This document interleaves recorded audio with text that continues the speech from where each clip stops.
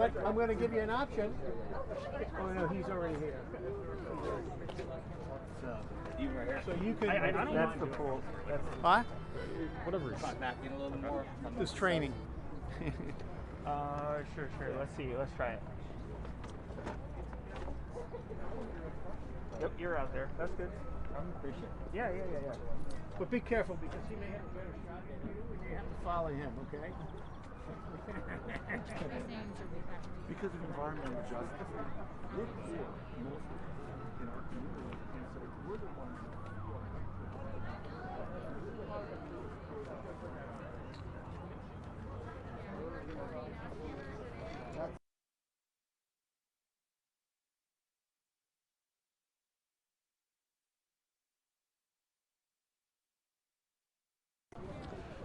Murph, do you want me there before we start?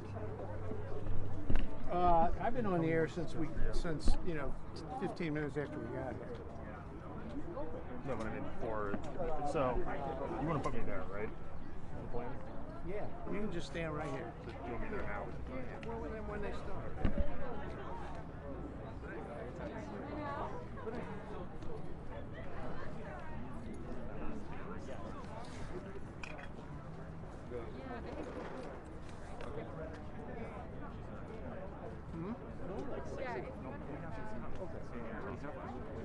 Oh my God.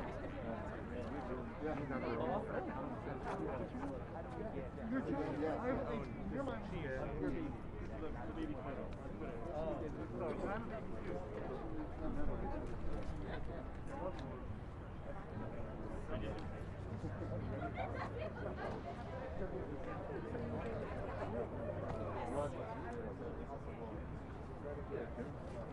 Hi everyone, we are going to get started in just a couple of minutes once all of our guests and speakers arrive. Just want to clarify, we're going to do on-topic questions only following the speaking program today, and if there's anything else, we'll do full sites after if that works for folks. Thank you.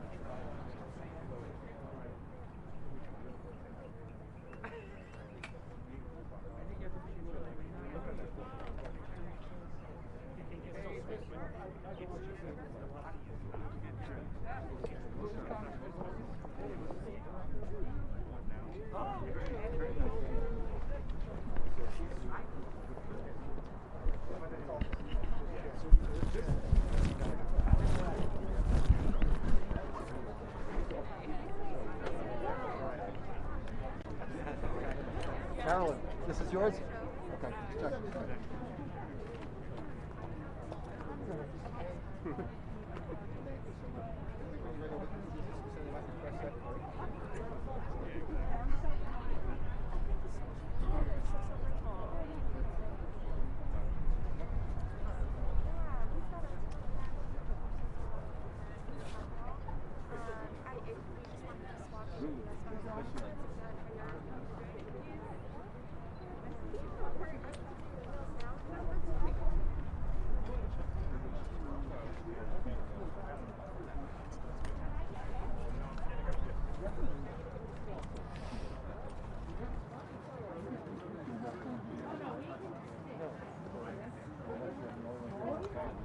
What else is going on today?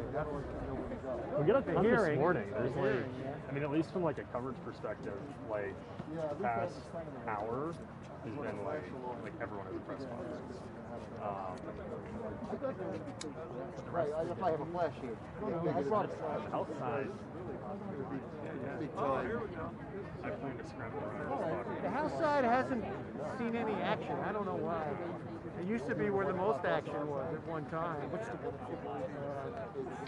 think Republicans went to the border. You know, and then There's nothing to do with the Senate became the bottleneck, so that's the people you wanted to talk to. You didn't have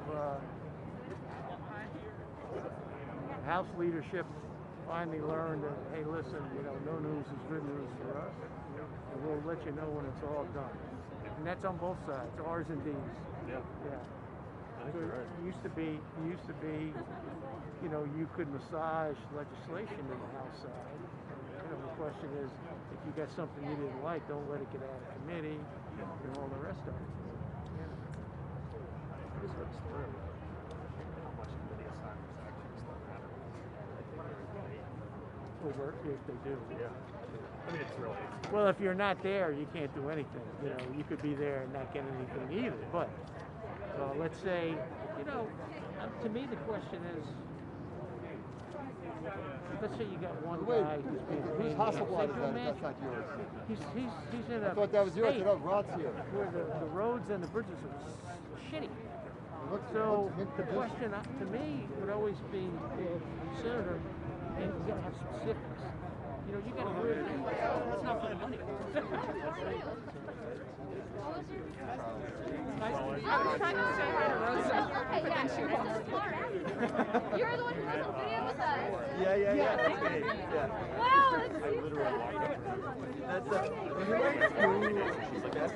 Oh, yeah, no. I know, right? It's upside down. How do you know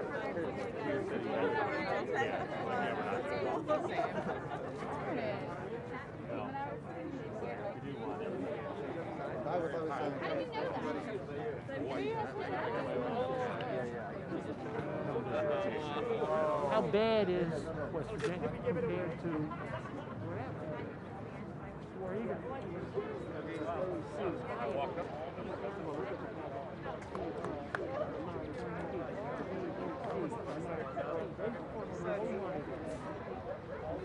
back in the day, they said it has to be asphalt ready.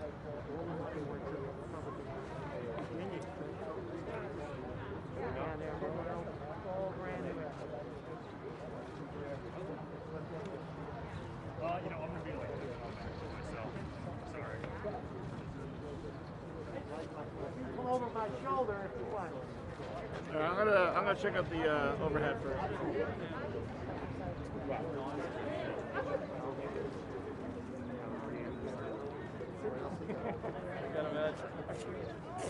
There he is. Really nice.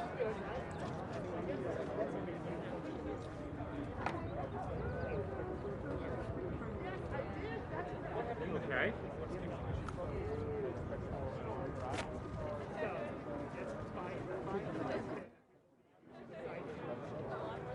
What are they in this thing? What's their main push? You know, you hear about the Green New Deal, but you don't say this is what we want. Did it really? David Gilmour, Pink Floyd.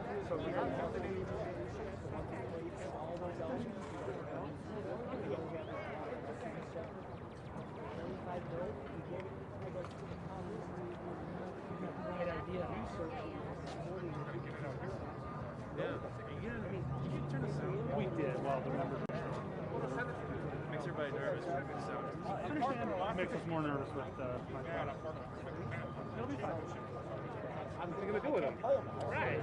Wow. I didn't know that. I did not know that. So it should be out there. But he's not American. That's a global thing.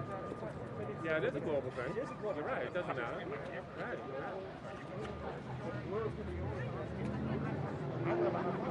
Oh, let Kevin assign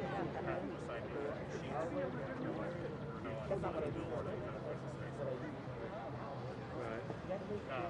Pat. Yeah, left Monday.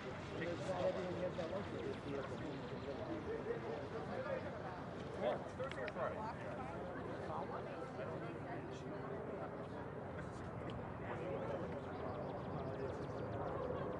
So, is she here yet? Ed, I saw Ed. That's what makes it start. Being up here for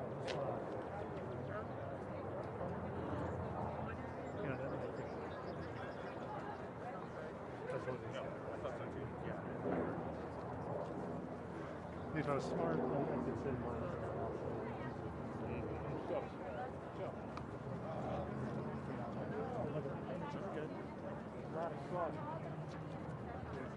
You want landscape? Panoramic? You want what?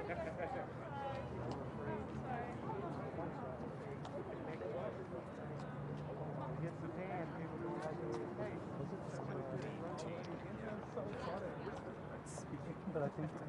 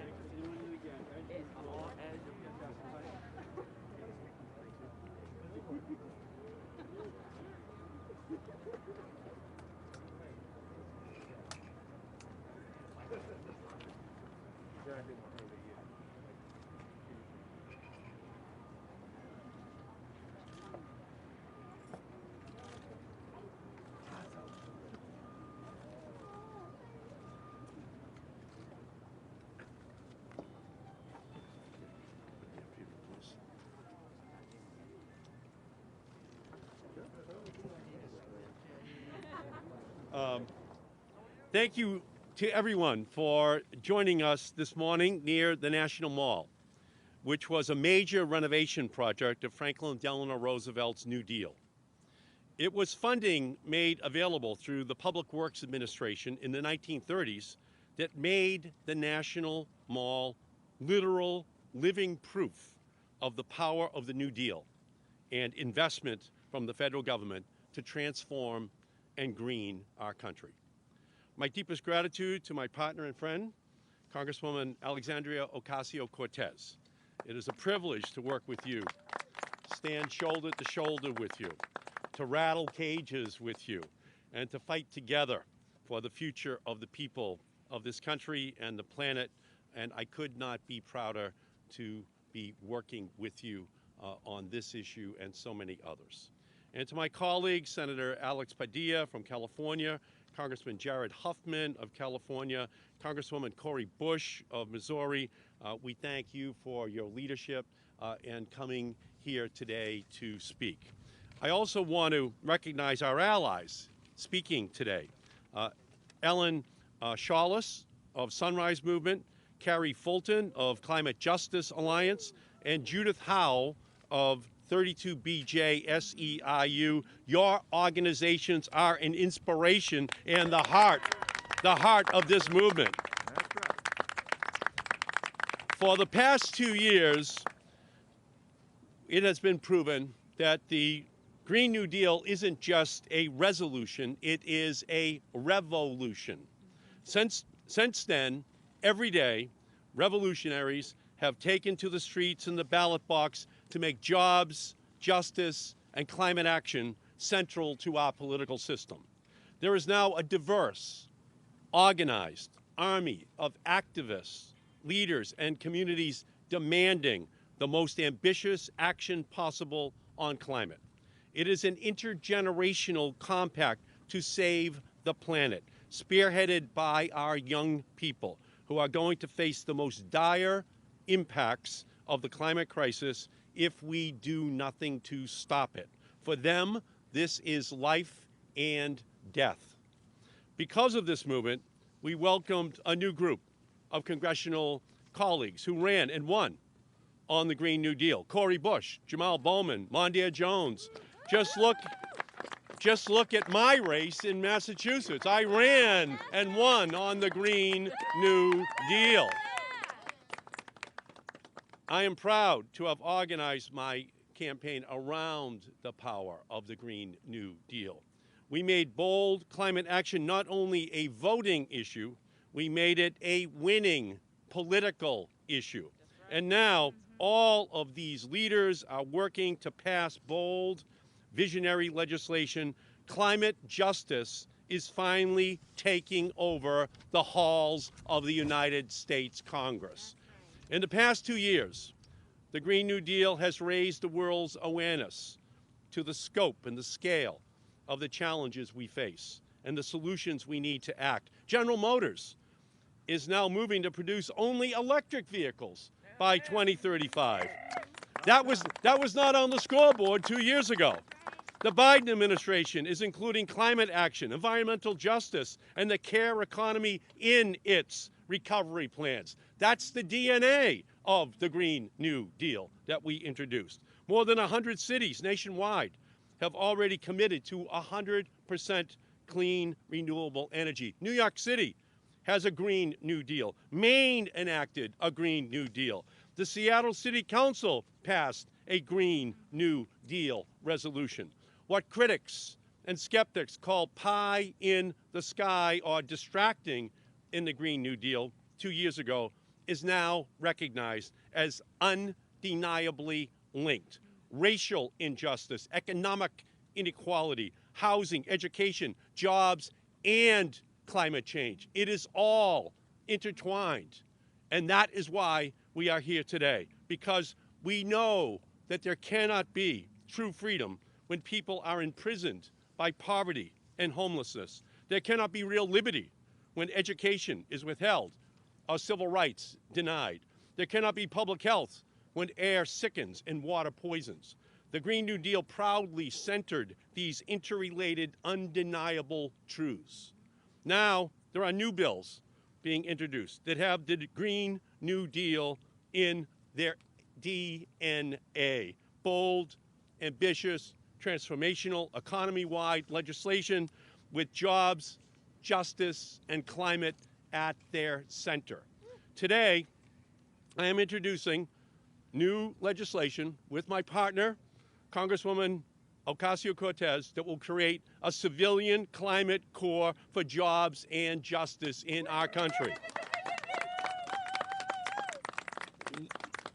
Livable wages with benefits, on-the-job training from local unions, sweat equity that builds racial, moral, and political equality, work that rebuilds the economy and saves the planet, all at the same time. This is the 21st century civilian climate corps. We will supercharge the already successful national service programs run through the Corporation for National Service and employ a diverse group of 1.5 million Americans to complete projects that help communities respond to climate change and transition to a clean economy.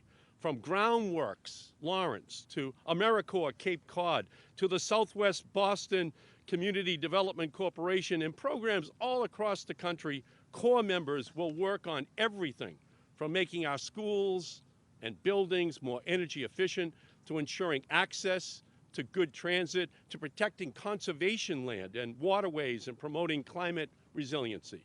But unlike the conservation corps of the past, this climate corps will center equity and justice, providing 50% of investments to environmental justice communities and ensure that 50% of corps members come from those same communities. Civilian Climate Corps members will receive education and job training and coordination with local institutions to usher them into good union jobs in our country. They will have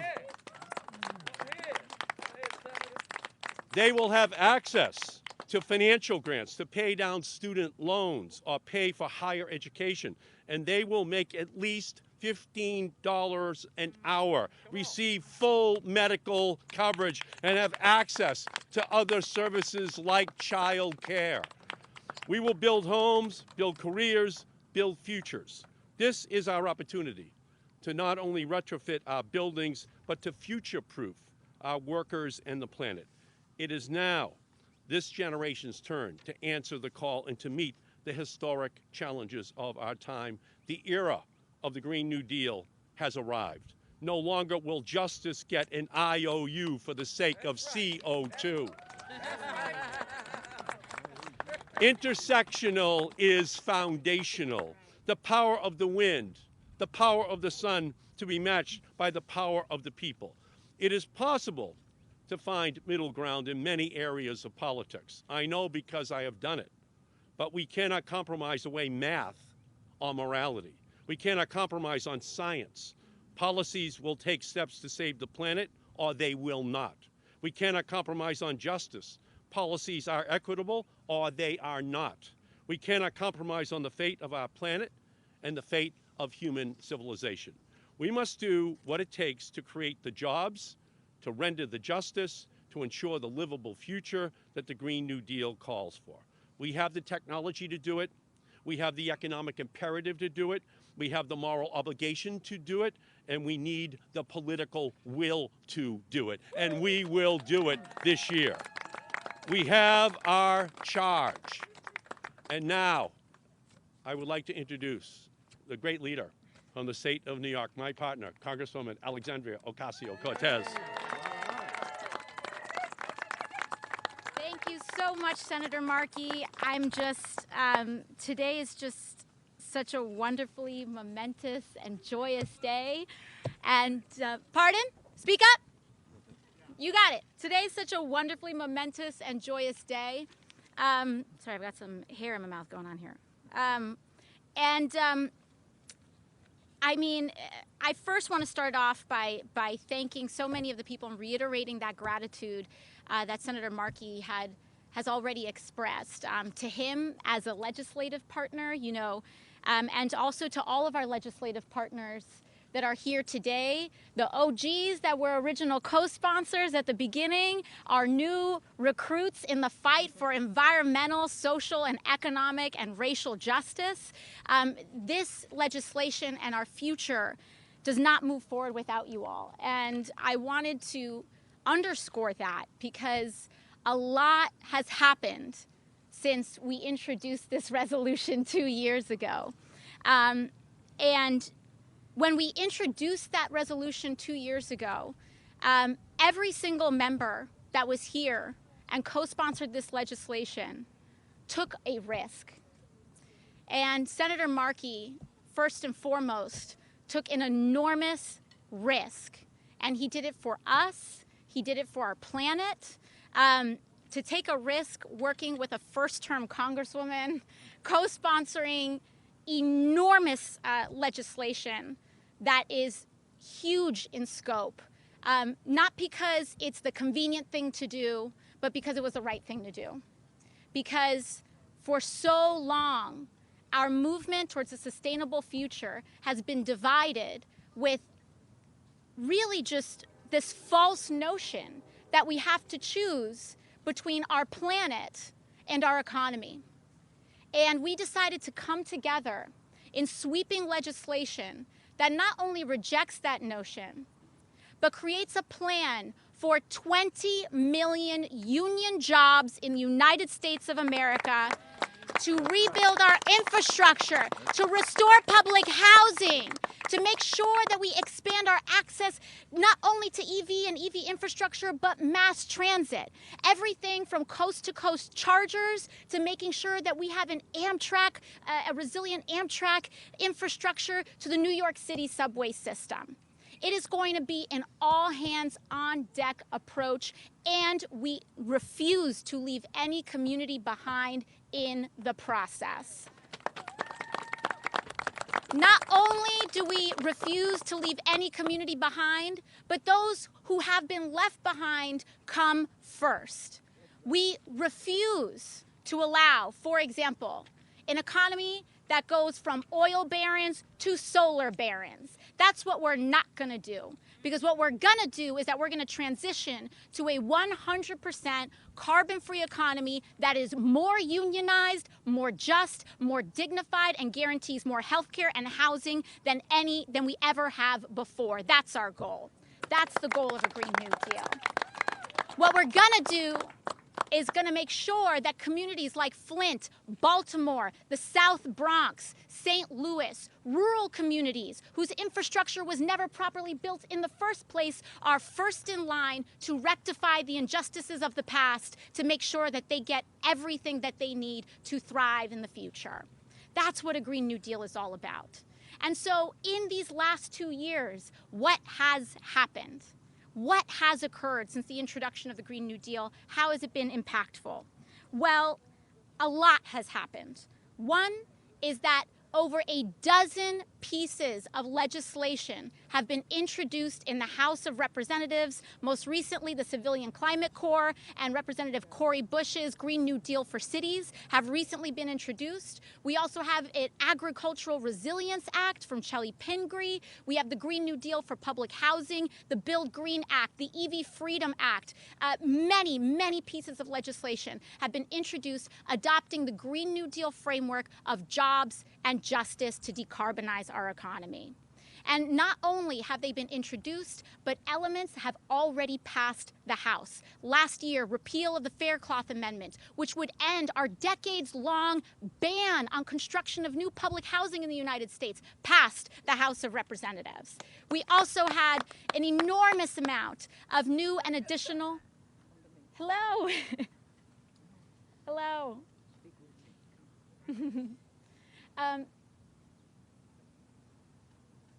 Thank you. Thank you. Thank you so much. Thank you for being here. We also have dozens of new and additional pieces of legislation that adopt a Green New Deal framework that ensures that we can make sure that we create millions of jobs in the United States and advance the cause of racial and social justice. The Green New Deal also, importantly, recognizes the systemic cause of climate change. Because while climate change is a planetary crisis, it is not caused by an environmental or random, it does not have a random or environmental genesis. It's not just human caused, it's societally caused.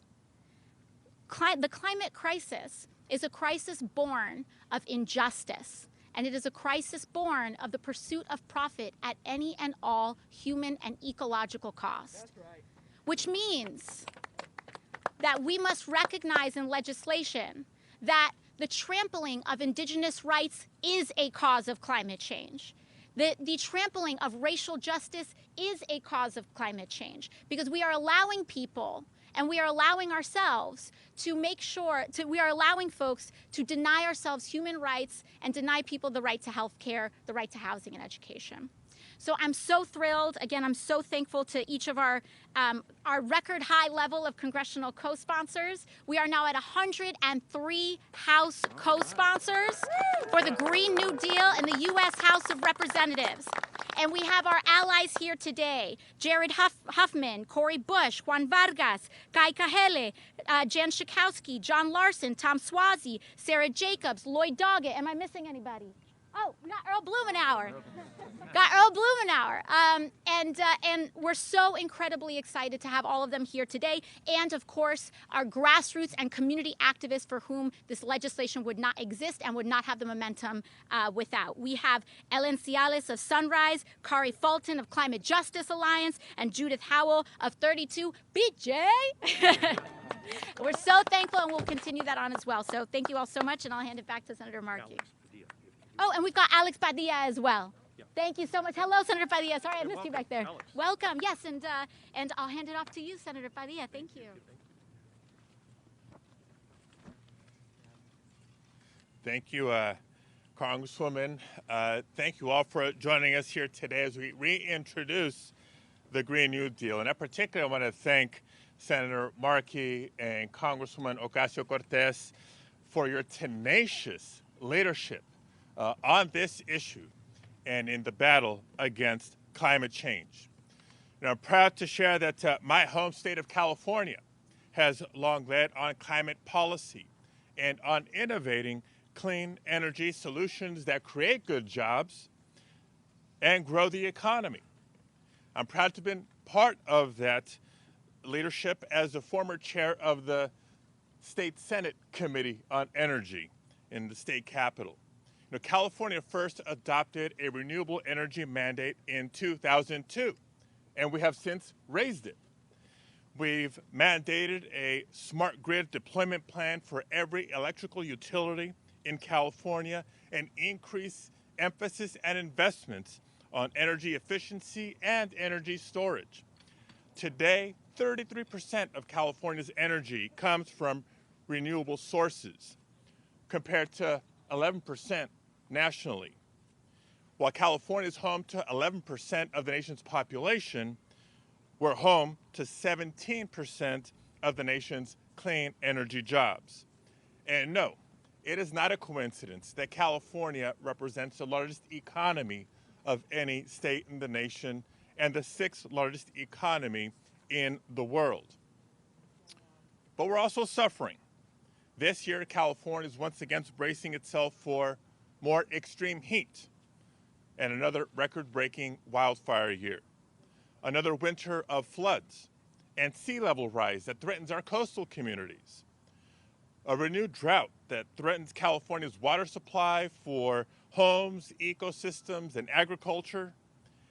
And another year of homes destroyed and lives lost because of our lack of federal action on climate. But California is not unique on facing these challenges. Quite the opposite. We're all feeling the impacts. There are communities across America right now where families can't drink the water because it's contaminated with lead. Children who can't play in their backyards because of toxic contamination. They deserve our attention and our investment. As we recover from COVID, there's still 9.7 million workers unemployed today. So in the face of these challenges, the Green New Deal offers a once-in-a-generation opportunity to build back more sustainably and build back more equitably and show the world what an inclusive, thriving, clean energy future can look like. It is time for another New Deal with the American people. One that tackles the climate crisis head on and creates good paying jobs in the process, including a civilian climate corps to help rebuild America's economy. One that ensures that communities of color that have so often been overlooked or left out are included both in our policy and in our economic recovery. I want to take a moment to thank the bold leadership of the many young climate activists here today and across the country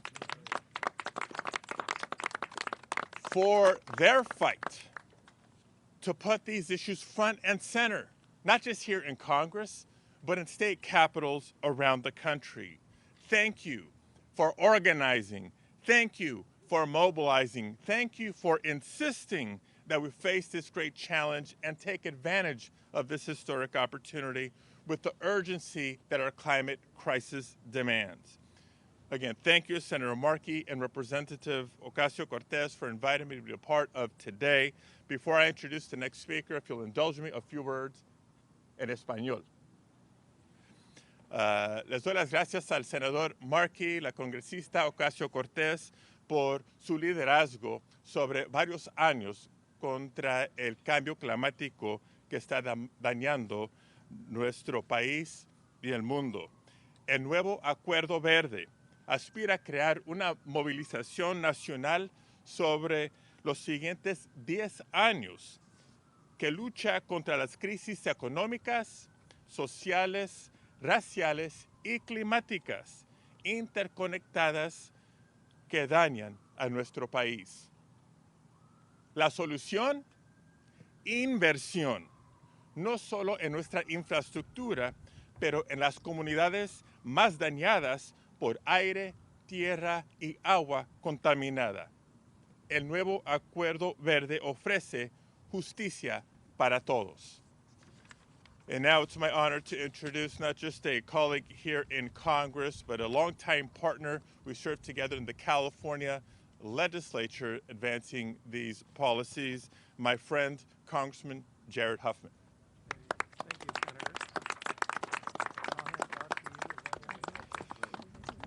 Thank you, Senator. Well, thank you, Senator Padilla. And let me just say that I am so proud to stand here with my colleagues and as a member of the Select Committee on the Climate Crisis and someone who has been working on this issue for many years. I really have to thank Congresswoman Ocasio-Cortez and Senator Markey, because what you have done with this Green New Deal has made a tremendous difference already. It continues to make a big difference by broadening the Coalition for Climate Action. You have brought in more communities of color, more younger voices, and to them I would say thank you for your impatience. These are voices who understand that the urgency of this crisis demands action, that winning slowly is the same thing as losing. The Green New Deal sets the right standard for climate action by building equity, social justice, public health, and economic opportunity into our climate solutions, and it follows the science. Anyone who says these targets and goals are too high needs to rethink that, because if the scientific consensus says this is what we must do to avoid an existential threat, how could anyone aspire to anything less? And that's the other way that I think the Green New Deal has made a great contribution, by challenging Republicans and Democrats alike to meet the scale and urgency of this crisis. Here's a plan that does it. If you can't support this, what's your plan? Now, the 117th Congress is a turning point for climate action. President Biden, Vice President Harris, they understand the urgency and the opportunity in this moment. We have many congressional champions that are ready to take action. and the American people are with us. And because this crisis involves every part of our lives, you've seen that the Green New Deal is very broad. Others have spoken to some of the elements of it. I just want to take a moment to talk about how agriculture can be part of the solution. The Green New Deal sees American farmers and ranchers as partners in solving the climate crisis. And a growing number of innovative ag leaders are already doing the work. It has huge potential if you think about it. We have over 900 million acres of agricultural land in the United States. We have the potential to sequester carbon at a massive scale just by building healthy soils. And in my district in Northern California, we're already showing what this does. It doesn't just sequester carbon, it has all kinds of multiple benefits. We're seeing taller grasses, better soil moisture retention, overall healthier and more productive working landscapes. So farmers and conservationists are just natural partners in this mission to build healthy soils and save the planet. We now need the federal government to recognize this and help take it to the next level. That's where the Green New Deal comes in. It calls for supporting family farmers, for investing in sustainable farming and land use practices that increase soil health, and for building a more sustainable food system that ensures universal access to healthy food. And I'm also just delighted that it tackles the sometimes forgotten problem of food waste. So these are not utopian concepts. They are proven strategies that will help tackle the climate crisis while supporting agriculture, building healthier communities, and just making us better. Thank you very much. And with that, I will pass it off to Congresswoman Cori Bush.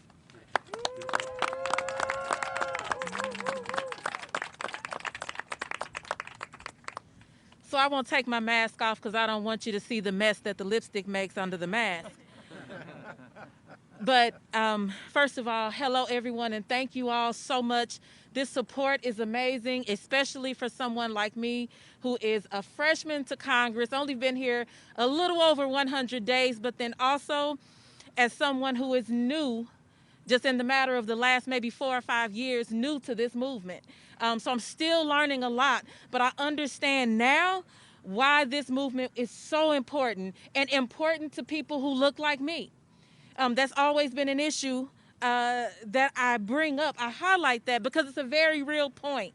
It's a real point because I spent so much time in St. Louis talking about just trying to survive as a black woman in America and trying to survive in a place where we're #1 for police murder and trying to survive in a place where we're #1 for homicides and trying to keep my son and my daughter alive and trying to put food on the table and to keep the air conditioning going, to keep the heat on and trying to eat.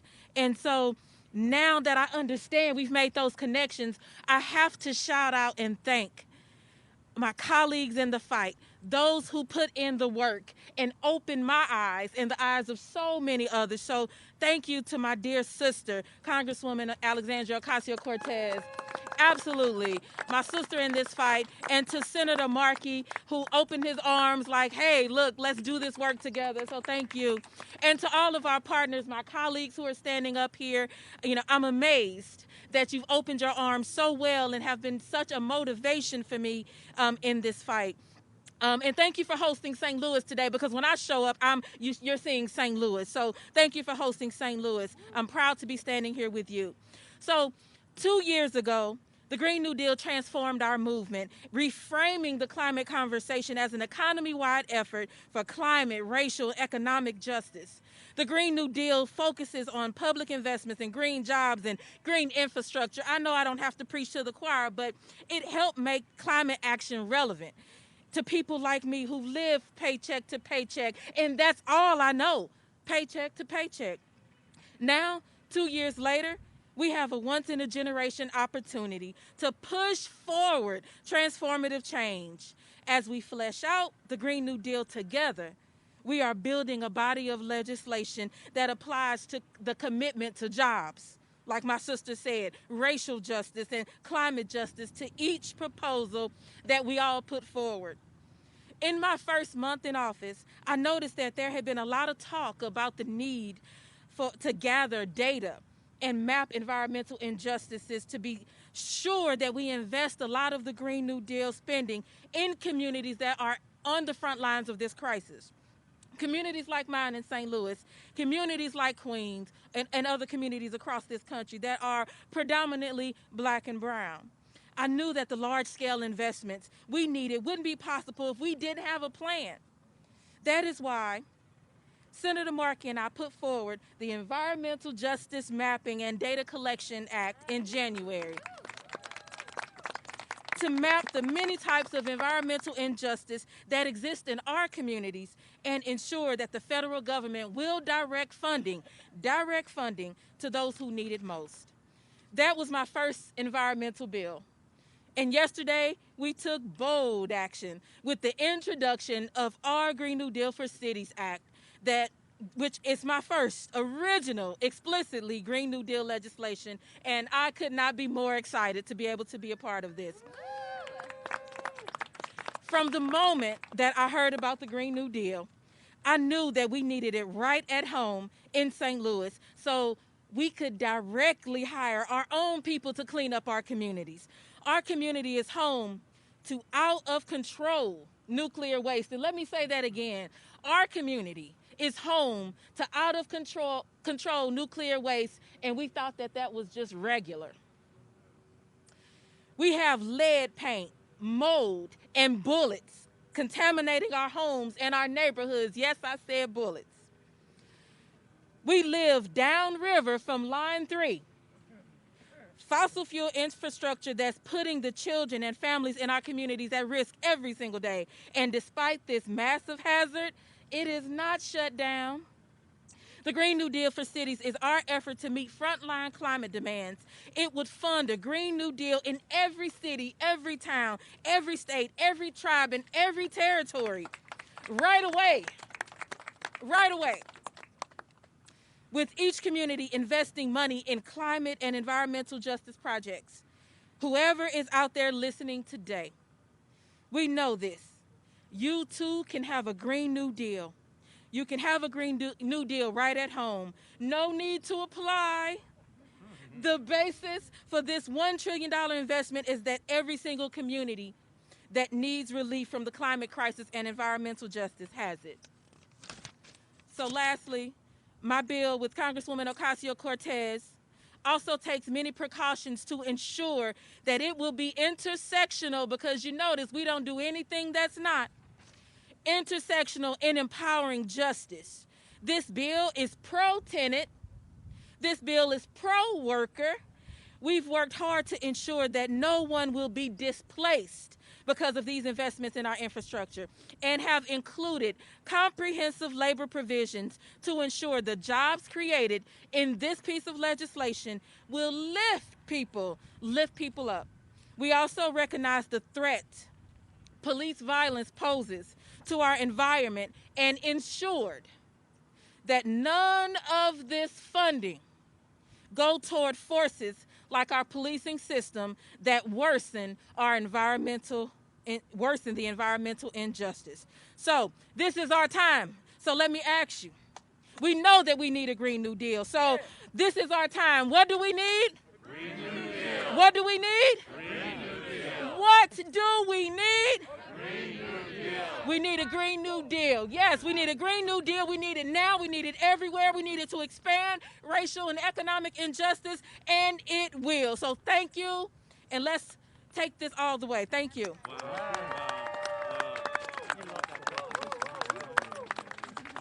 Beautiful. Now we're going to hear from Ellen Shawless, Sunrise Movement. Ellen, come on in. Beautiful. Thank you. Sorry, I'm just going to throw this down here. Okay. Hi, I'm Ellen from Sunrise Movement. When I was 11 years old, Hurricane Irene, oh, sorry about that. Hurricane Irene hit my town. I remember of the feeling of cold water around my ankles and rising to my knees as the storm flooded my family's basement. And I remember the sense of despair that washed over me and my younger siblings as we barreled buckets and buckets of ice cold water out of that basement. And the sad reality is that this is what so many 11-year-olds go through, like the young people who emerged from the ruins of Hurricane Katrina and the Texans who survived the day after tomorrow apocalyptic freeze this winter. Sorry, I'm going to take this off now. Whoops. To be a young person right now is to live through decades of violent policies, always on the brink of crisis. We are facing the perils of climate change, racial injustice, under and unemployment, and persistent economic insecurity. Because for years, politicians have sold out our future to corporate and fossil fuel executives, ignoring the cries of everyday people. And as young people, we've been forced to make a choice. Will we quietly watch as our world falls to these devastating crises? Or will we pick up the buckets and use our strength to bail our way out of this flood? And we chose to pick up the buckets. And we picked up the phone and made thousands of calls and knocked on thousands of doors until our knuckles bled to get Democrats elected on a bold, progressive mandate. And when the pandemic hit, we again got up and we delivered food and mutual aid to our neighbors. We took the reins on this political moment and shook the ground under politicians' feet to make the Green New Deal impossible to ignore. So Biden and Congress, we're asking you, no, we're demanding that you come down and stand with us and pick up a bucket. That's what you promised to do when you ran, and that's what we need to stay alive. We know that we are the levee that holds back the flood, and we know our power. So put this Civilian Climate Corps Act in your infrastructure package. Put young people to work building back better in our own communities. Pay us good wages so that when the next disaster strikes, our buildings are resilient because of the labor of Civilian Climate Corps members. And when we do need help bailing water out, the burden is not put on a frightened 11-year-old, but a Civilian Climate Corps member will be there alongside her to weather the storm. So if you're a young person watching today and you're ready to start building a better world, join us, join our movement, and let's get to work. Thank you so much. Fabulous. Next, Carrie Fulton from the Climate Justice Alliance.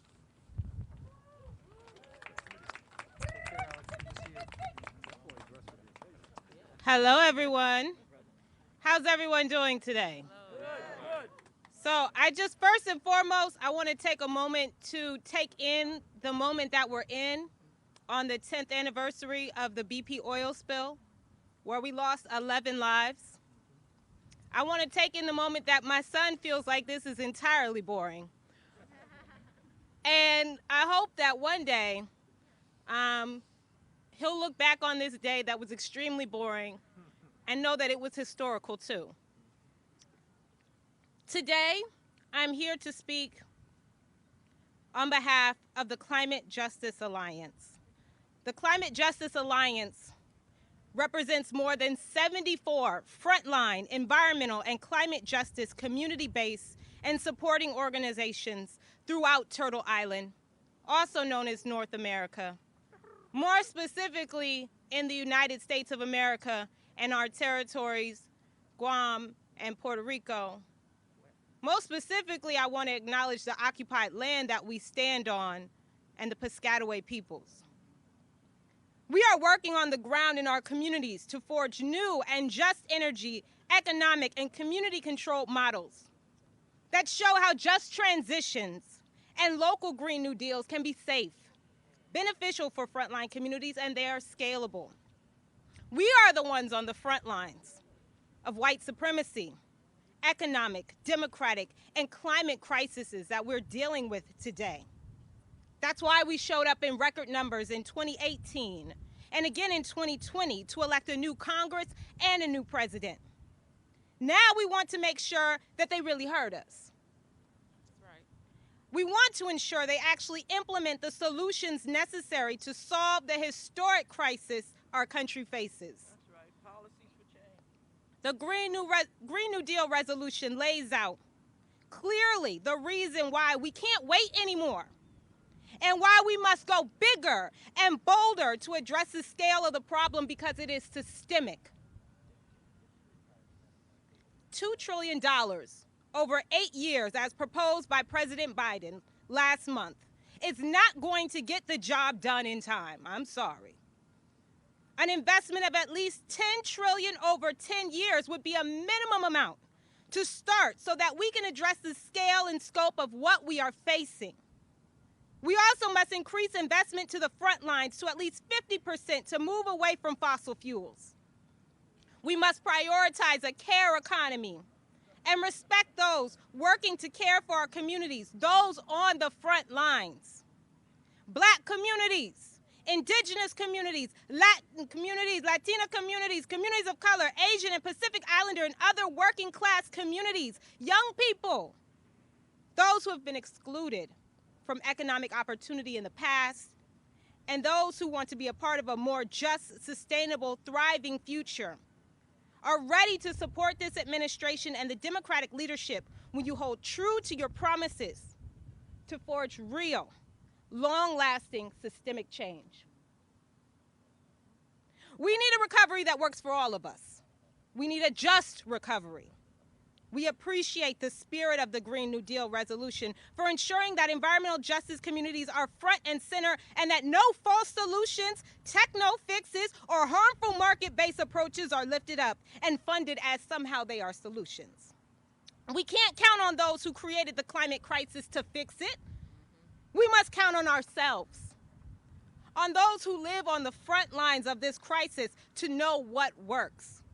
We hold the solutions, y'all. COVID relief is not enough. Piecemeal, limited action is not enough. Investments must be big and go farther and address historical harm on our peoples and our communities. Any long-term local or national Green New Deals must address comprehensive solutions that center our communities.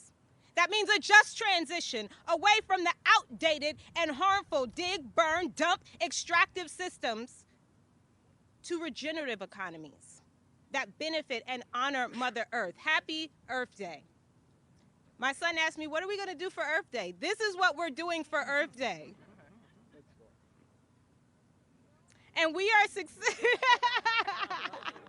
yes, really. And we're excited to support these measures here with you all today. And we stand in solidarity. We stand working and ready to go hard. We are the Climate Justice Alliance, climatejusticealliance.org. Thank you. And our final speaker today, Judith Howell, 32BJ, SEIU. Right. All right. My sunrise youth, they're my babies. And I want to say good day to all of you. I am Judith Howell. I'm a security officer here in Washington, D.C., and I'm a proud member of 32BJ and the Service Employees International Union. Let's understand that. And I'm gravely concerned about our planet, planet Earth. It's the only spaceship I know. It's the only spaceship we've got. The fight for climate justice is critically important to my union. We support the Green New Deal because we believe that working people can and must be a part of the process of reversing climate change. And the Citizens Climate Corps is a great first step in that action.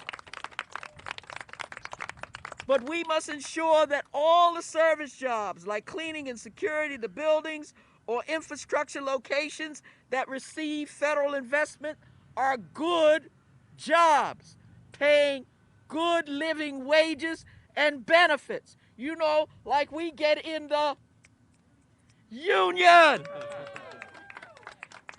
Climate advocacy is not new for us. 32BJ is a part of the People's Climate Movement.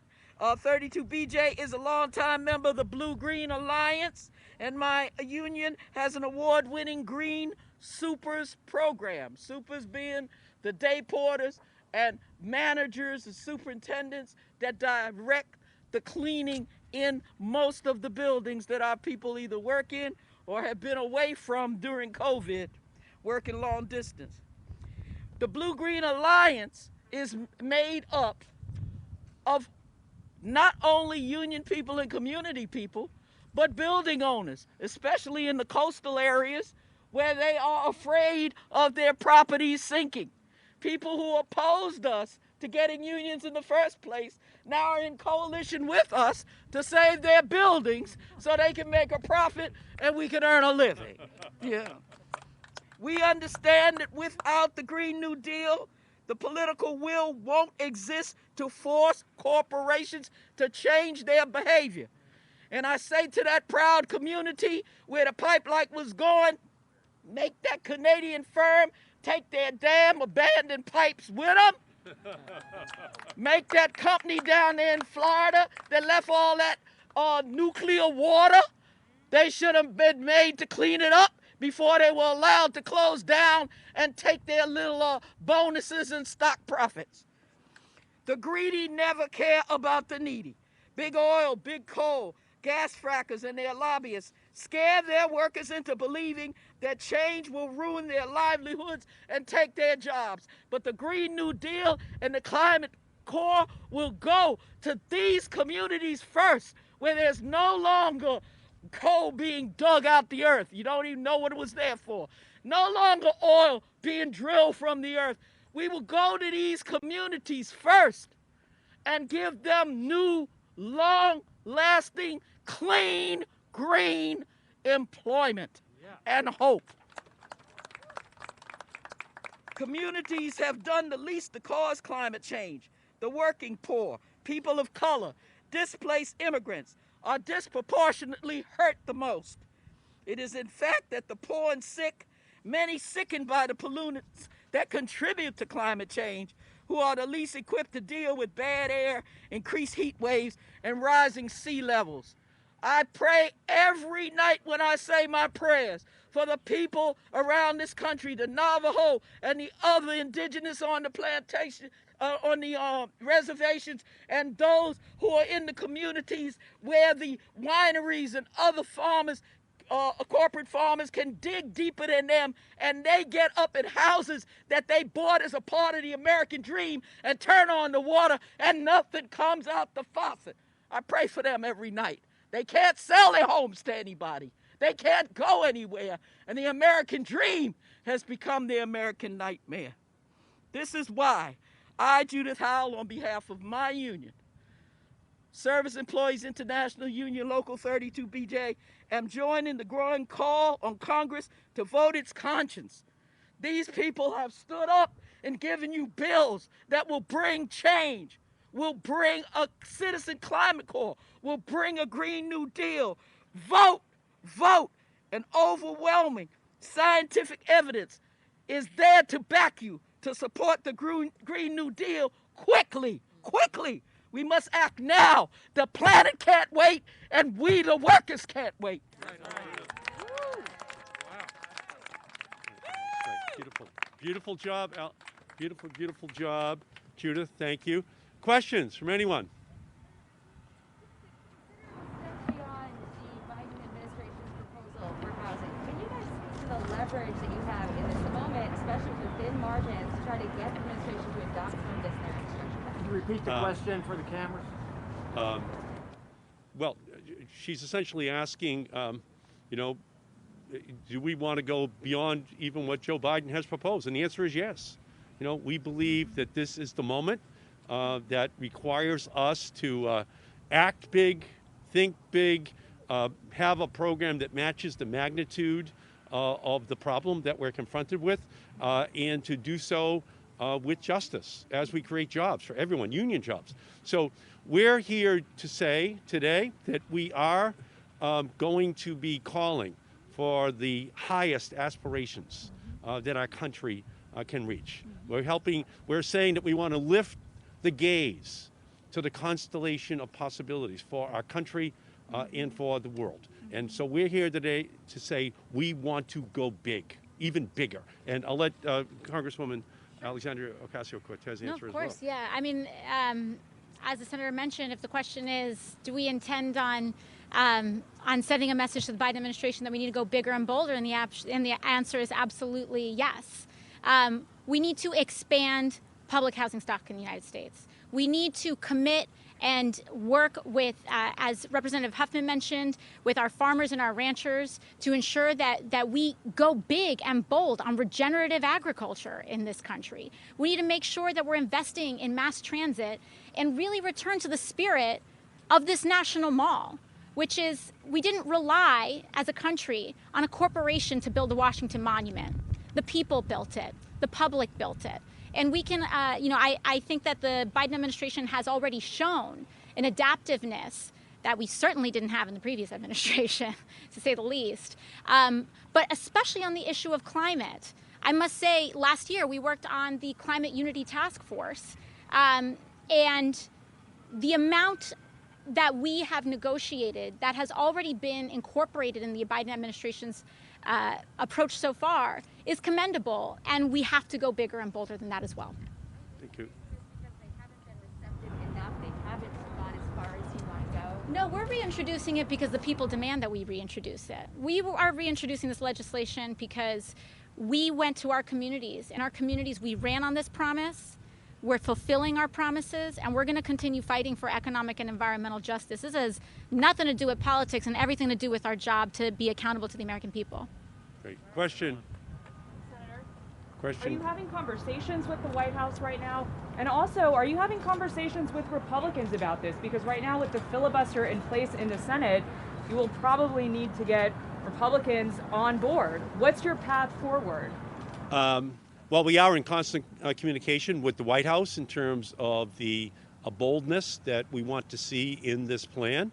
And with regard to Republicans, we want to see them come forward. A proposal of only $600 billion is clearly inadequate to the magnitude of the problem. So we don't want to see a repetition of what just happened on the COVID relief package. And we want, obviously, for Republicans to come forward. We want them to support something that matches this incredible set of intersecting crises which we're facing in our country. But if they don't come forward, then we have to pass it with a reconciliation with 51 votes. And beyond that, we have to repeal the filibuster in order to ensure that we have the capacity to be able to deal with the problems that we're facing in the same way Franklin Roosevelt did in 1933. This is our FDR moment. It's 2021, and we cannot miss this historic opportunity. Question. Senator, to that end, Senator, I know you're hoping that you can pass it through reconciliation. There's been other Democratic senators that have said that they're not doing anything other on reconciliation. And this is for you, Congresswoman, as well. Are you concerned about these messaging bills that put your moderate colleagues that are in at-risk districts being forced to say where they stand on a bill like this, especially given the fact that the margins are so tight in both the House and the Senate? Well, I mean, first and foremost, this is legislation. It's not a messaging bill. People's right to housing is not a messaging bill. People's guarantee to health care is not a messaging bill. People's ability to drink clean water is not a message. It is an action that we have to commit to. And when it comes to idea of a message or whatever it may be, I believe, personally, as Democrats, when people trust us with power, we have a responsibility to use it and steward it to benefit their lives, period. And that means taking bold, courageous action. And so when it comes to, are we going to be put on the spot?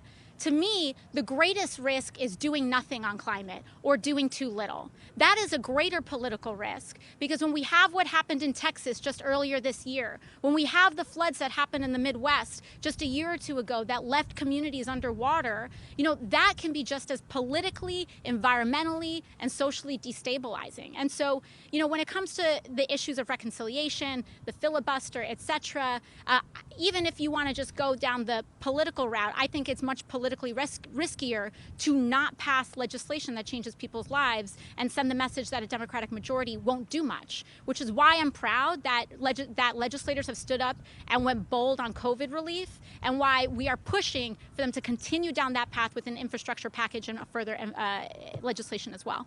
Yeah, and again, as I said earlier, 2 years ago, on the day we were introducing the Green New Deal, General Motors was not planning on having no additional internal combustion engines being manufactured by 2035. The utility industry was not planning on having all renewable, non-carbon emitting electricity by the year 2035. We did not have debates about how all of these issues came together: racial, health, educational, housing, and climate issues. We weren't having that debate.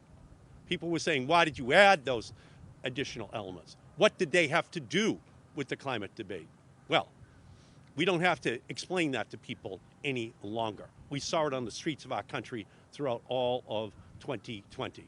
So we're going to continue in our efforts. We want to help to continue the process of education, activation, implementation of the highest goals that our country should be striving to achieve.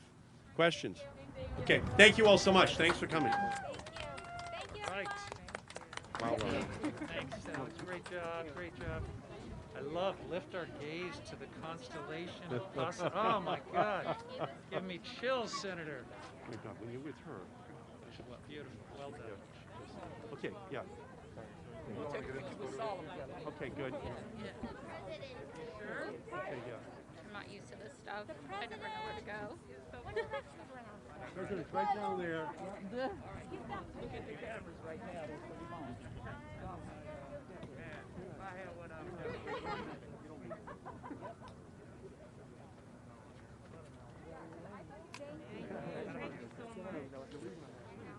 Thank you, you're great.